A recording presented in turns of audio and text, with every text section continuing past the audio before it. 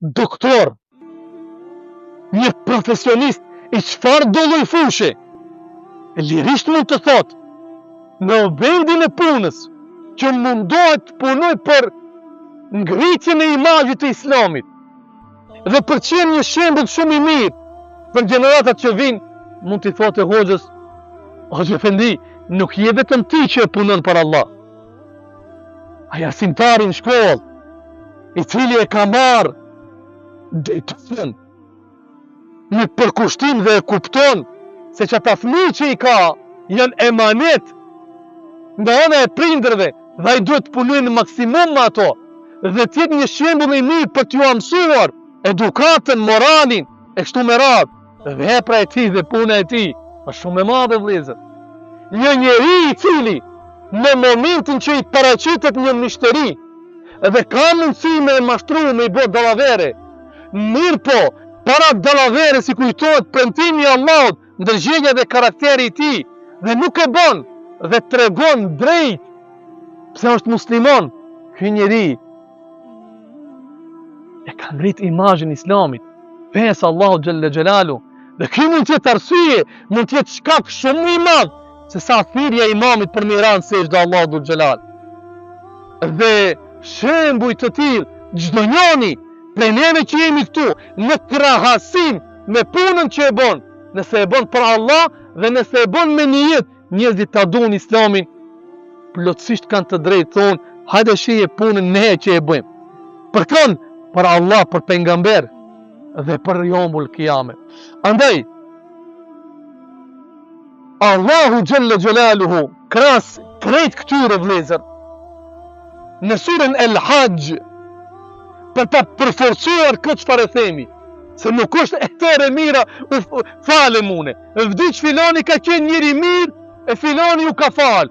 Po ka dale kras kësaj që filani ju ka fal, kras kësaj që filani llogarit për një mirë, çfarë ka lënë për këtë fshat filani?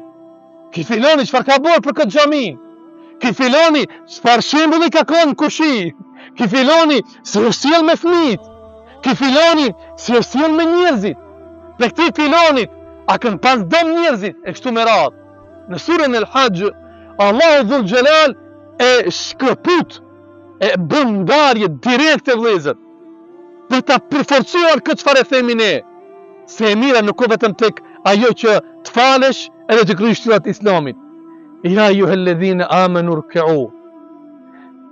Ju që keni besu, Allahu dhul xhelal thret, faleni namazin me ruku dhe sejdë. Wa'budu, besojeni Allahun.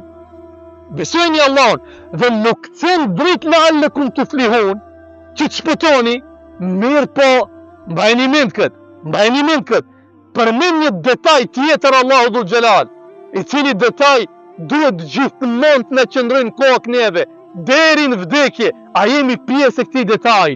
Waf'alu l-khaira, dhe bëni punë të mira. Po nuk kam mjaftuar Allah të më thonte, falini namazin dhe besoni Allahun shpëtoni.